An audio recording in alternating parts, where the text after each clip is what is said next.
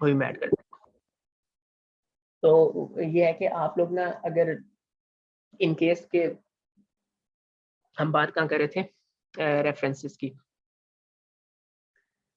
अच्छा चले हम इसे स्टार्ट करते हैं अब ये रिसर्च प्लेजरिज्म पे। तो अच्छा, अब एक चीज जो मैंने यहाँ पर देखी थी कुछ स्टूडेंट्स की, वो प्रीवियस थीसिस लेते हैं और उसी को चेंज करके एज इट इज जो है ना वो अपने थीसिस के तौर पे यूज कर लेते हैं। अब इसमें क्या क्या इश्यूज हैं, देखें सबसे पहले इशू तो ये है कि ये एक तो पीएचडी डिग्री नहीं है, फिलहाल वो एचईसी का भी इसमें है, लेकिन एचईसी का पीएचडी में ज्यादा होता है इफेक्ट। लेकिन ये है कि पहली चीज तो ये इंतहाई नेगेटिव चीज ये है कि आप लोग किसी का देखें, एक तो एक चीज है ना कि आपने वो की, इस तो एक तरह से चोरी चोरी में आ जाता है ना कि आपने किसी की चीज यूज की, किसी का काम यूज किया। ठीक है, एक सेकेंड, क्वेश्चन है क्या, शुड यू मेंशन और नॉट इन लिटरेचर रिव्यू। अच्छा, क्वेश्चन उसने किया कि लिटरेचर रिव्यू में गैप आपने मेंशन करना है या नहीं करना। देखें आपने किसी की बुराई इतनी नहीं करनी डिटेल में, मतलब कि अगर आपको लगे कि इसका काम वीक है, हाँ आप ये कर सकते हैं, इसने ये काम किया, ये काम किया, और लेकिन इसने इस चीज पे आगे फोकस फर्दर जो है ना इस चीज को टच नहीं किया, आप इस तरह से कह सकते हैं। रिसर्च गैप आपको हर एक लिटरेचर पेपर में देखने की जरूरत नहीं है। ठीक है, क्वेश्चन यही था इनका कि अगर आप लोग लिटरेचर रिव्यू सॉरी आप लोग रिव्यू पेपर देखते हैं ना, तो रिव्यू पेपर में सजेशंस होती हैं कि आपने इसने लिखा होता है कि यहाँ यहाँ काम की गुंजाइश है। अच्छा, तो मैं बात ही कर रहा था थीसिस के हवाले से। तो थीसिस में देखें, अगर आप किसी का थीसिस यूज कर रहे हैं, ठीक है ना, तो दो किस्म की चीजें हैं। एक तो ये कि आपने जो प्लेजरिज्म है ना, जो कि एक राइटिंग प्लेजरिज्म है, वो नहीं होना चाहिए। मींस एचईसी ने 19% और 5% से लेस दिया हुआ है। 5% से लेस किसी एक वेबसाइट से, किसी एक लिंक से, किसी एक पेपर से, किसी एक थीसिस से, और टोटल ओवरऑल 19% से कम, ये एचईसी ने दिया हुआ है। तो आप लोगों की कोशिश ये होनी चाहिए कि 15% के अंदर अंदर आपका हो maximum writing plagiarism. Research plagiarism ये है कि वो देखें इन बिटवीन यू एंड फिर सुपरवाइजर होगा, क्योंकि ये जो रिसर्च प्लेजरिज्म है ना, ये उस फील्ड का एक्सपर्ट बता सकता है, जिसने उस फील्ड में डिटेल में स्टडी किया वो बता सकता है। तो रिसर्च प्लेजरिज्म देखें, आप लोग जो शुरू में एक डॉक्यूमेंट भी साइन करते हैं थीसिस में ना, उसमें ये चीज मेंशन भी है कि आप किसी का आपका एक अगर आपका कोई इसमें से कोई प्लेजरिज्म पकड़ा गया या आपने किसी और का काम यूज किया, तो आपका जो है तो वो थीसिस जो है वो किसी तरह से इस तरह से हम इसको कैंसिल भी कर सकते हैं किसी स्टेज पे। ये मैंने सामने ओपन किया, ये देख लें, ये सेंटेंस होता है। तो ये आप लोगों के लिए फ्यूचर में भी प्रॉब्लम कर सकता है, ठीक है ना। अगर आप लोग किसी का थीसिस यूज करें तो आप उस थीसिस को साइट करेंगे, ठीक है ना। उसका तरीका ये है कि आप उस थीसिस को साइट करेंगे, आप उस थीसिस को साइट कर, जहां करेंगे उसमें एक्सप्लेन भी करेंगे इसने कहाँ कहाँ किस तरह से काम किया,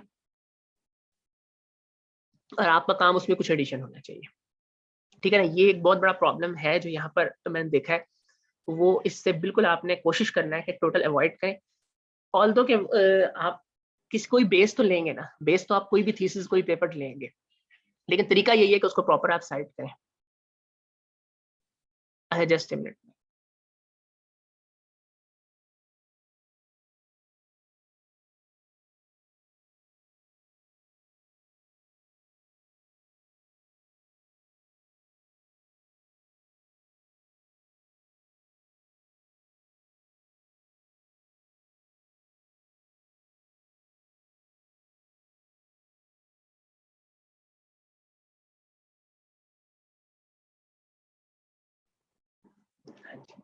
हाँ जी हम यहाँ स्टार्ट करते हैं इसको।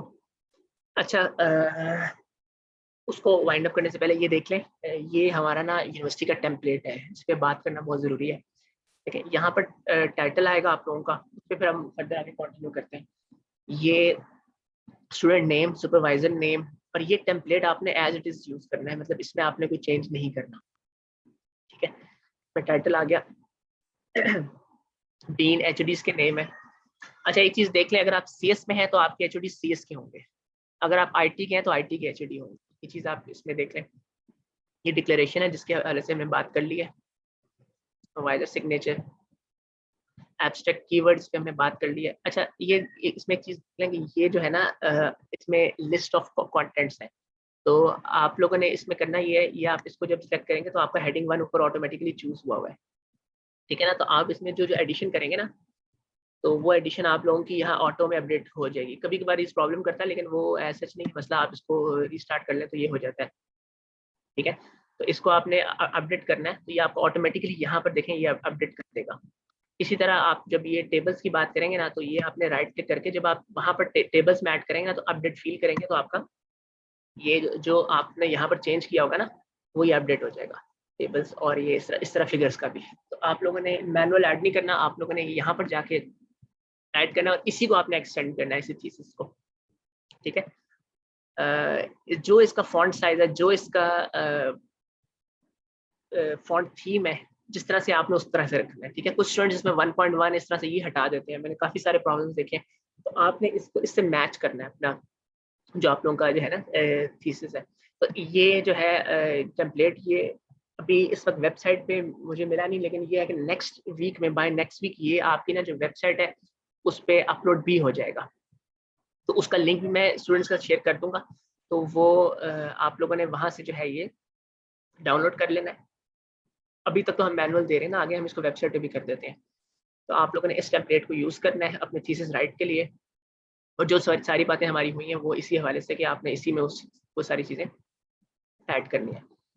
अच्छा, अब प्लेजरिज्म के हवाले से फर्दर ये कि अभी एक स्टूडेंट है, उसका ना अक्सर अच्छा मैं एक चीज़ बताता हूँ आपको। देखें, प्लेजरिज्म नॉर्मली ये जो हम चेक करते हैं 10 रिटर्न पे करते हैं।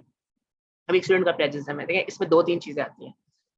जब आप लोगों का हम रिपोर्ट निकालते हैं ना प्लेजरिज्म की, तो वो इस तरह से हमारे पास आ जाती है। इसमें देखें ये कलरिंग होती है, डिफरेंट कलरिंग के डिफरेंट आगे ऊपर लेबल्स लगेंगे, और जो ये लेबल्स हैं वो एंड में हमें बताता है कि ये जो लेबल जितना पहले है ना, 1 है, 2 है, 3 है, 4 है, उस हिसाब से इसकी नंबरिंग है कि जितने ज्यादा इसमें जितना उसने पकड़ा है इसको प्लेजरिज्म। तो ज्यादा जो ईजी है ना वो ये है कि जो हाई परसेंटेज है उसको चेंज करना ईजी है, क्योंकि जब वो एक चीज कहीं से उठाना शुरू करे ना, अगर ये सॉफ्टवेयर जो है, तो वो जो फर्दर जो छोटी मोटी चीजें वो भी उठाता है। तो अगर आप इसको मेन रिमूव कर देना, तो आपकी छोटी मोटी चीजें ऑटोमेटिकली होगी। मतलब ये 9% ईजी है। ये जो 1% वाले ना, ये थोड़ा सा प्रॉब्लमेटिक होता है। अभी एक स्टूडेंट है, उसका डिफेंस भी हो चुका है, तो वो उसका हर दफा ये प्रॉब्लम आता है 30+ चल रहा है, क्योंकि उसके सारे 1% के करीब कर रहे हैं, तो मेरे ख्याल में 100 के करीब, हंड्रेड्स में। तो आप लोग शुरू में ही कोशिश इस तरह से करें कि इसको आप अपने वर्डिंग में लिखें, तो टूल्स वगैरह यूज ना करें ग्रामेटिकली। देखें ये आपका एक एसेट है, आपका थीसिस। काफी सारे स्टूडेंट्स जो हैं वो उसको इस तरह से लिखते हैं कि जिस तरह से जान छुड़ाएं। तो अभी लास्ट जो भी डिफेंस भी हुए हैं, उसमें जो एक्सटर्नल्स उन्होंने काफी सारे इस बातें पॉइंट आउट किया है। इवन जो थीसिस में आना चाह रहे हैं, ये भी आप देख लें कि एक्सटर्नल्स ने ग्रेडिंग में भी ना इस बात को हाईलाइट किया है कि आंसर बेशक ये इतना नहीं ठीक तरह से कर सका, लेकिन इसने थीसिस राइटिंग जो है ना वो इस तरह से की है कि जिस तरह से ना नहीं उस करने का हक नहीं था। तो वो चीज़ आप देख लें कि इससे आपकी ग्रेडिंग पे भी इफेक्ट पड़ता है, क्योंकि 50% ग्रेड हमारे हाथ में, 50% जो है एक्सटर्नल के हाथ में होता है। तो ये चीज़ आप लोग माइंड में रखें कि आपने थीसिस जो है ना, इस पर एक तो काम सारी चीज़ें एक तरफ है, जो राइटिंग चीज़ है ना वो उसकी इंपॉर्टेंस एक अलग है।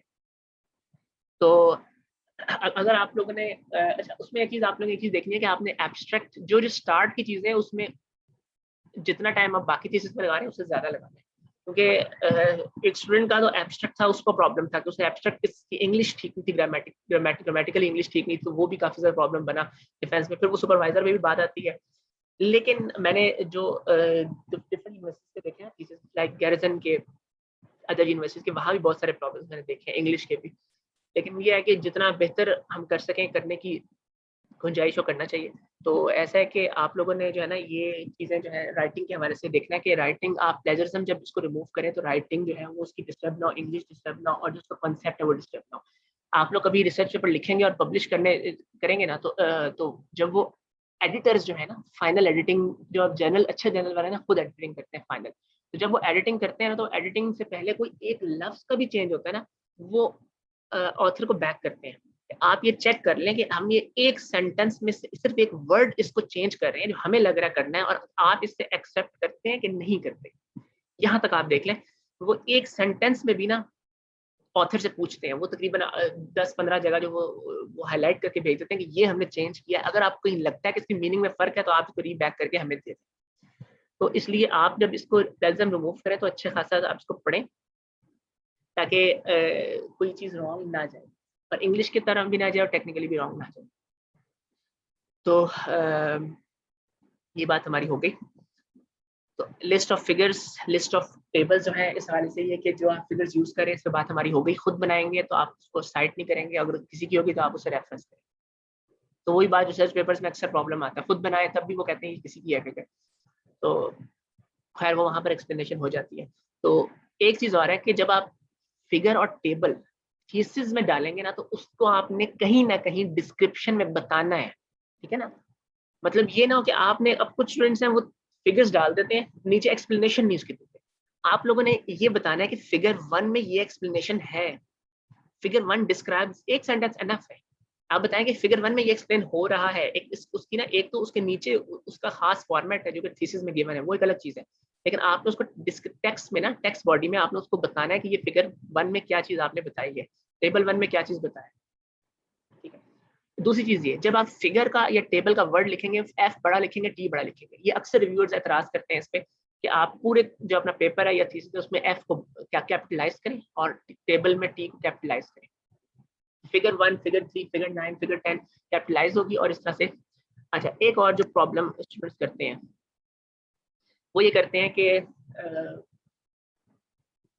फिगर नंबर जो है ना, वो कभी कभार होता ही है कि आपको एक फिगर, असल में आपका थीसिस है उसमें काफी सारी फिगर्स हो जाएंगी ना, आपका 60 पेजेस पे थीसिस लेट्स सपोज जाता है, तो उसमें ये होगा कि जब आप लोगों का लेंथ ही जाएगा तो उसमें कुछ मिसाल के तौर पे आपको लगा एक फिगर रिमूव करनी है, आपने कर दी, वो होगा ये कि फिर आप ना उसकी नंबरिंग कई दफा स्टूडेंट्स भूल जाते हैं। तो वो चीज आपने ख्याल रखना है कि आपने जो उसकी नंबरिंग है ना वो प्रॉपर करनी है। यही प्रॉब्लम रेफरेंसेस में भी आता है, ठीक है। क्वेश्चन मेथोडोलॉजी को दोबारा एक्सप्लेन करें, मैं उसको दोबारा कर लेता हूँ। देखिए मेथोडोलॉजी से दोबारा हम आगे आ जाते हैं सेक्शन, हम नेक्स्ट पे जाने से पहले देखें मेथोडोलॉजी सेक्शन जो है बेसिकली आपकी कंट्रीब्यूशन का सेक्शन है, आपने क्या किया, ठीक है। अब उसमें यह है कि आप लोगों ने सबसे पहले ग्राफिकल एब्स्ट्रैक्ट या सिस्टम डायग्राम ऐड करनी है, उसको एक्सप्लेन करना है कि ये सिस्टम किस तरह से काम कर रहा है। वो जब आप थीसिस प्रेजेंटेशन देंगे उसमें भी वही डायग्राम आपकी बहुत इंपॉर्टेंट तरह से चलेगी कि आपने वहीं से एक्सप्लेन उसको भी करना होगा। उसके बाद जो उसमें आपने जो मेथोडोलॉजी अगर आपने को अपनी डेवलप की है तो वो आपने जीरो से स्टार्ट नहीं की होगी, तो जो आपने जो जीरो से जिसने स्टार्ट किया आपने उससे स्टार्ट लेना, प्रॉपर रेफरेंस करना है, उसको एक्सप्लेन करना है, लेकिन बहुत ज्यादा एक्सप्लेनेशन नहीं करनी, बहुत डिटेल में ये नहीं करना कि उसकी आप किसी और की मेथोडोलॉजी एक्सप्लेन करते हैं अनलेस एंटिल आपने खुद यूज की। अगर आपने खुद यूज की है, वही मेथोडोलॉजी यूज की है अगर आपने, तो आपने वो मेथोडोलॉजी फिर प्रॉपर एक्सप्लेन करनी है, उसकी अलग से जो डायग्राम है फिगर है वो ड्रॉ करनी है, फिर आपने उसकी एक्सप्लेनेशन देनी है किस तरह से वर्किंग है इसकी। तो मेथोडोलॉजी सेक्शन बेसिकली वो उसमें वो टेक्निक या टेक्निक्स हैं जो कि आपने यूज की हैं और आपने अपने काम के लिए यूज की है, ठीक है ना। मेथोडोलॉजी का मतलब है वो मेथड जो कि आपने यूज किया है, उसमें बस एक ग्राफिकल एब्स्ट्रैक्ट इंपॉर्टेंट चीज है और आपकी अपनी टेक्निक और उसकी एक्सप्लेनेशन जो है वो इंपॉर्टेंट चीज है, ठीक है। लिस्ट ऑफ एब्रिविएशन सिंबल ये कंपलसरी नहीं होते, ऑप्शनल होते हैं, अगर आप यूज करना चाहें तो वेल एंड गुड स्टार्ट में होते हैं। जो अपेंडिक्स है ये लास्ट में होती है, इसमें कुछ जो कई दफा एक मिनट टेबल, अच्छा टेबल मैंने वैसे शो किया था, यहाँ पर मैं अगेन कर देता हूँ उसमें इसके इसको कवर करके। अच्छा अपेंडिक्स जो है ये लास्ट में होती है, ये वो चीज़ होती है कि कई दफ़ा कुछ आपका खैर इतना डेप्थ में नहीं होगा, लेकिन कई दफ़ा कुछ मैथमेटिक्स होती है बहुत ज़्यादा एक्सप्लेनेशन में, तो वो चीज़ें कुछ होती हैं या इस तरह की कुछ चीज़ें जो कि ना आगे उसमें आप लोग मेथोडोलॉजी में नहीं लिखते, या कई दफ़ा कुछ लोग कोड भी डाल देते हैं, ज़्यादातर ये सेक्शन जो है कुछ लोग काफ़ी सारे नहीं डालते, तो इसमें ये जो है अपेंडिक्स में कुछ चीज़ें आपने अगर एक्स्ट्रा डालनी हो तो वो आप एंड में ऐड कर सकते हैं। तो ये कंपलसरी नहीं है सेक्शंस, जो बाकी जो प्रीवियस थे वो कंपलसरी थे। डाटा हम किसी वेबसाइट से उठा रहे हैं। अच्छा एक क्वेश्चन एक स्टूडेंट ने किया कि अगर हम डाटा किसी वेबसाइट से ले रहे हैं तो उसका रेफरेंस किस तरह दें। नॉर्मली क्या होता है कि यहाँ पर रेफरेंसेस में मैंने एक, असल मैंने सारी ये थ्योरी रीड नहीं की, क्योंकि अगर ये रीड करना शुरू करूँगा तो वो बहुत ज़्यादा ना लेंथी हो जाएगा।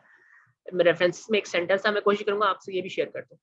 तो रेफरेंसेस में एक चीज़ थी कि आपने प्राइमरी रेफरेंस यूज़ करने हैं। अभी मुझे क्वेश्चन से याद आया, मैं उसको खैर एक्सप्लेन करता हूँ। देखिए पहली चीज़ है, अगर आपने कोई डाटा यूज़ किया है तो फर्स्ट चीज़ तो आपने देखनी है, अगर वो किसी वेबसाइट से है ना तो वो किसी ने यूज़ किया होगा, ठीक है। जिसने यूज़ किया है प्राइमरी वाला जो मेन, देखें अगर किसी ने टेक्निक प्रपोज किया ना तो अगले 10 ने वो रेफरेंस की होगी, कुछ तो सिर्फ लिखा होगा कि आजकल रिसेंट ये टेक्निक्स चल रही है, उसने उसको साइट किया होगा। तो ये सेकेंडरी या उसके भी आगे जाके पेपर्स होते हैं, आपने प्राइमरी पेपर रेफरेंस करना है, ठीक है। आप लोग नॉर्मली जब चेक करेंगे ना, कोई खास नई टेक्निक होती है, उसकी साइटेशन जाके आप चेक करें, गूगल पे जाके करें, नीचे गूगल पे नीचे ना, उसमें गूगल स्कॉलर में भी देख सकते हैं, वैसे भी देख सकते हैं, जिस साइटेशन के नंबर होते हैं वो काफ़ी ज़्यादा होते हैं। तो आप अभी क्वेश्चन था कि डाटा के साथ, तो वो आपने देखना है कि वो डाटा किसी ने यूज़ किया होगा रिसर्च पेपर में, तो वो आप उसको यूज़ कर सकते हैं। नॉर्मली जब डाटा कोई अनाउंस करता है ना, कोई भी ऑर्गेनाइजर, तो वो नीचे एक पेपर देता है। जो डाटा ऑर्गेनाइजर है ना, किसी भी यूनिवर्सिटी के कोई लैब पास होता है, वो नीचे एक साइटेशन के लिए पेपर देता है ना, कि जब आप ये डाटा यूज करें तो आप ये साइट करें। अच्छा, एक और चीज़ कि डाटा डाउनलोड बहुत सारे स्टूडेंट से नहीं होता, तो उसमें यह है कि कई दफ़ा रिक्वेस्ट करनी पड़ती है, कई दफ़ा जो वहाँ ईमेल्स होती हैं उनको ईमेल किया जाता है, तो कई दफ़ा वो लिंक्स दे भी देते हैं, और लिंक्स देते हैं साथ में डॉक्यूमेंट भी देते हैं, उसमें साथ साइटेशन के लिए एक पेपर होता है कि इसको साइट किया जाए, ये डाटा यूज़ करें। तो बेस्ट तो वही तरीका है कि आप उसी पेपर को साइट करें, कि जिसमें वेबसाइट से बेहतर यही है कि आप उसी क्योंकि वो डाटा नॉर्मली किसी ने यूज़ किया होगा। अगर आपका अपना डाटा है, क्वेश्चन ये है कि अगर आपका अपना डाटा है, नॉर्मली वो डाटा आपने अपने कंट्री से लिया है, तो वो उसकी आप डिस्क्रिप्शन देंगे, फिर रेफरेंस नहीं करेंगे, फिर आप डिस्क्रिप्शन देंगे, डिस्क्रिप्शन में हमने ये डाटा यहाँ से कलेक्ट किया।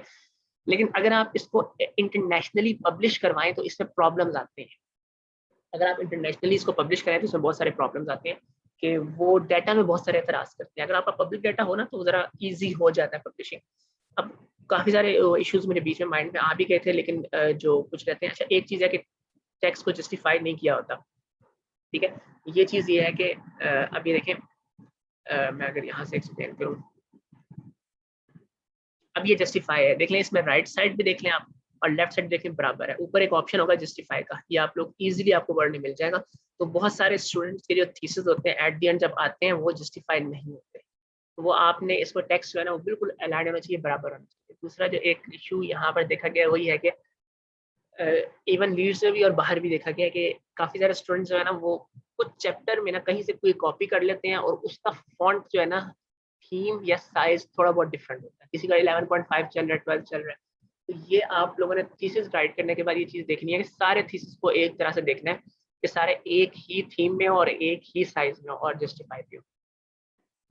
जब फिगर साइटेशन ये बात हो गई, हमारी साइट करनी बहुत ज़रूरी है, अगर आपने कहीं से भी ली है। अच्छा, दूसरा ये है कि कई कई दफ़ा तो प्रॉब्लम आता है स्टूडेंट के साथ कि उन्होंने कोई ना कोई काम करते हुए कंट्रोल ए करके डिलीट हो गया और सेव हो गया। तो वो इसलिए आप चीज़ के ना डिफरेंट वेरिएंट्स बना लें, मतलब पहला काम करें, फिर सेकंड, फिर थर्ड, फोर्थ कर लें, कि अगर वो आपका जो डाटा है वो लॉस ना हो। जितने आप लोगों ने वर्ड्स वहाँ पर मेंशन किए ना, उनको उनको साइट करना बहुत ज़रूरी है, क्योंकि अगर आप साइट नहीं करेंगे तो कॉपीराइट आएगा किसी का काम है, तो आप वो काम जो है अपने पास लिख रहे हैं, तो वो एक किसी का कॉपीराइट होता है, तो वो आपने ये चीज़ बहुत ख्याल रखना है कि जो प्रीवियस वर्क्स हैं वो सारे प्रॉपर्टीज के साइट हो। और रेफरेंसेस के बारे में पहले मैं कह चुका हूँ कि नॉर्मली रेफरेंसेस में नंबरिंग का इशू काफ़ी दफ़ा आ जाता है, कि आप लोगों के सपोज 60 रेफरेंस हैं, कोई एक भी प्लस माइनस होगा ना, तो एक 20 में से आपने चेंज कर दिया तो सारे रेफरेंस चेंज होंगे, तो वो सारे थीसिस में भी चेंज होंगे। तो ये इस चीज़ का आपने एंड में क्रॉस चेक लाजमी करना है कि जिस नंबर पे जो रेफरेंस है वो रेफरेंस आपका वहाँ पर मौजूद हो। अच्छा, एक और चीज़ लास्ट जो यहाँ पर एक ऐसा भी हुआ था केस कि स्टूडेंट ने अ, ए एक सुपरवाइज़र है या डीन है, उनका नेम भी रॉन्ग लिखा था या डेज़िग्नेशन रॉन्ग लिखा था, तो एट द एंड सारी जो बुक बन गई, और जब वो एक्सेप्ट का टाइम आया तो वो नहीं हुआ। फिर स्टूडेंट ने किसी और सिटी से आना था, वो आकर वो सारी ओपन करवा के पेज निकलवा के नए तरह से लगाने पड़े। तो आप लोगों ने जो फर्स्ट के पेजेस है ना, उनका ख्याल करना है। यहाँ पर इतना हार्ड फास्ट नहीं है, कुछ कई यूनिवर्सिटीज़ में उसका बहुत ज़्यादा, इससे ज़्यादा भी होते हैं, मुश्किलात आती हैं। लेकिन आप लोगों ने ये चीज़ का ख्याल बहुत ज़्यादा रखना है कि जो आप लोग लिख रहे हैं एचओडीज़ के नेम, हाँ ठीक है, मैं इसकी रिकॉर्डिंग भी शेयर कर दूँगा, वो रिकॉर्डिंग तो हो रही है, ठीक है। आपने ये देखना है कि एचओडी का नाम, जो डेज़िग्नेशन लिख रहे हैं, लास्ट टाइम एक स्टूडेंट था, उसने डीन का डेज़िग्नेशन कुछ और लिखा हुआ था। तो वो डेज़िग्नेशन जो है, अगर आप सीएस के हैं तो सीएस के एचओडी लिखना है अपने नेम जो भी है, आईटी का तो आईटी का लिखने हैं, फुल नेम लिखने हैं। सुपरवाइज़र के नेम अक्सर रॉन्ग होते हैं, हाफ नेम कोई और होता है, हाफ नेम कुछ और लिखा होता है। तो ये चीज़ें आपने जब आपने उसको बाइंड करवाना है, उससे पहले ये चीज़ें आपने कन्फर्म करनी है।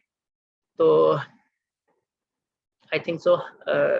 अच्छा, ये एक प्रॉब्लम आता है कि कई दफ़ा आप फिगर जो है ना, वो कहीं से लेते हैं, वो जब ज़ूम में ना उसकी खराब पिक्सल आउट हो जाते हैं, तो ये आपने देखना है कि उसकी लुक ठीक हो। ये अक्सर जो है ना, अक्सर रिसर्चेज़ में तो अक्सर प्रॉब्लम आता है। रिसर्च पेपर आप कहीं भेजते हैं तो वहाँ ये एतराज़ आता है कि आपने ये फिगर जो है ना, ये आपकी क्लियर नहीं हो, उसे क्लियर करें।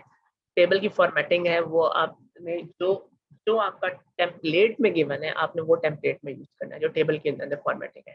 तो टेबल की फॉर्मेटिंग का स्टूडेंट ने क्वेश्चन किया था, तो वो आपके पास टेबल गिवन है, जो आपके पास टेम्पलेट उसको आपने एज़ इट इज़ जो है उसको यूज़ करना है। ठीक है? थैंक यू सो मच आप सारों का कि आप लोगों ने इसे अटेंड किया। इसकी रिकॉर्डिंग मैं शेयर कर दूँगा। तो इसके अलावा जो भी होगा वो फर्दर भी डिस्कशन कर लेंगे, या फिर इन बिटवीन स्टूडेंट सुपरवाइज़र भी हो जाएगा। ठीक है, मैं इसको ऑफ करता हूँ रिकॉर्डिंग को। अस्सलाम वालेकुम सर। सर एक क्वेश्चन था सर। हाँ जी, वालेकुम सलाम। सर वो 3 स्टूडेंट्स का सर सुपरवाइजर थे डीन साहब, तो वो अब चले गए हैं, तो उन स्टूडेंट्स का सर वाले से कुछ गाइड कर दें सर। हाँ, वो मैंने वो एक तो शायद